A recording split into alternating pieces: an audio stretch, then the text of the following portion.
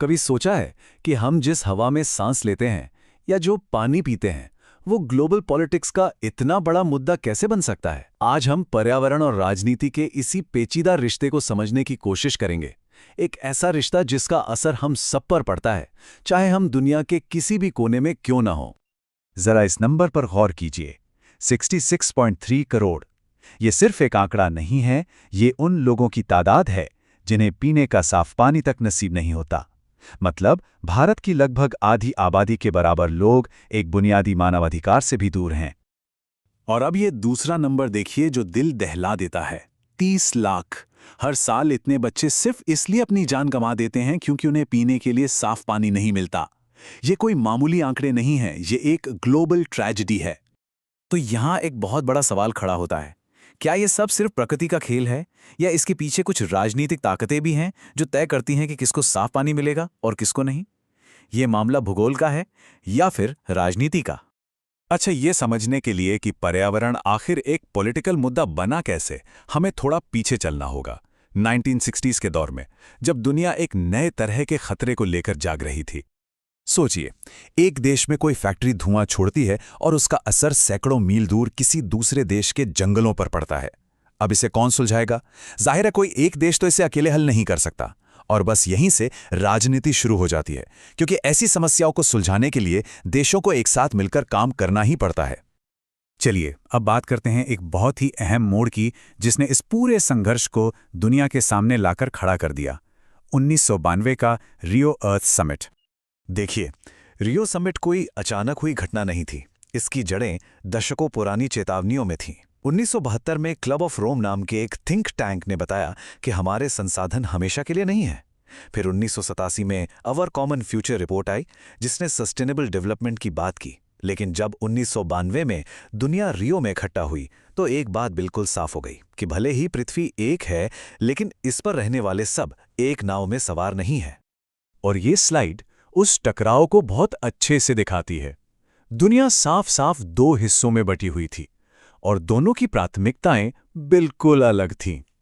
एक तरफ थे विकसित देश यानी ग्लोबल नॉर्थ, जिन्हें ओजोन लेयर और ग्लोबल वार्मिंग की चिंता थी, तो वहीं दूसरी तरफ थे विकासशील देश यानी ग्लोबल साउथ, जिनका फोकस अपने देश का आर्थिक विकास करना और गरीबी मिटाना था। तो सवाल यह था कि ये दो अलग अलग दुनियाएं किसी एक रास्ते पर सहमत कैसे होंगी?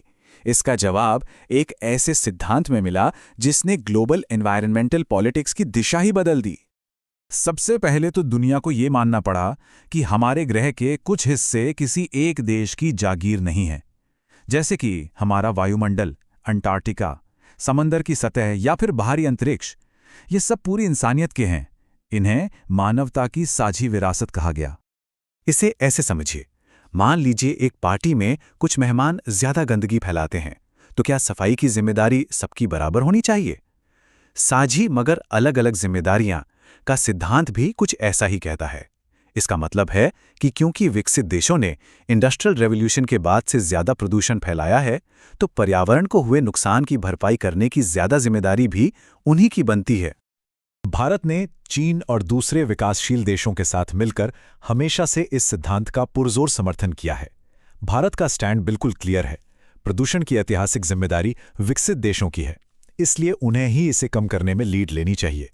विकासशील देशों की पहली प्राथमिकता अपने लोगों का सामाजिक और आर्थिक विकास है, और विकसित देशों को चाहिए कि वे विकासशील देशों को फाइनेंशियल मदद और क्लीन टेक्नोलॉजी दें। बात सिर्फ प्रदूषण की नहीं है, पर्यावरण एक और वजह से भी राजनीतिक जंग का मैदान है, और वो है कुदरती संसाधनों पर कब्जे की होड़। ये जो डोनट चार्ट है ना, ये असल में 20वीं सदी की पूरी कहानी बयां कर देता है। दुनिया के लगभग 2/3 यानी 64% तेल के भंडार सिर्फ एक छोटे से इलाके, खाड़ी क्षेत्र में है, और इसी एक वजह ने दशकों तक दुनिया की राजनीति को अपने इशारों पर नचाया है। दौलत और स्ट्रैटेजिक इंपॉर्टेंस के इसी खजाने की वजह से ये इलाका हमेशा से अंतर्राष्ट्रीय संघर्ष का केंद्र बना रहा है। पेट्रोलियम का इतिहास देखा जाए तो वो असल में जंग और टकराव का ही इतिहास है। लेकिन हो सकता है कि 21वीं सदी का काला सोना तेल न हो बल्कि पानी हो। आज भी दुनिया भर में जॉर्डन नदी से लेकर फुरात नदी तक पानी के बंटवारे को लेकर देशों के बीच तनाव बढ़ रहा है। जिससे भविष्य में जल युद्ध यानी वाटर वॉर्स का खतरा भी पैदा हो रहा है। लेकिन संसाधनों की इस पूरी दौड़ भाग में एक आवाज है जिसे हम अक्सर अनसुना कर देते हैं।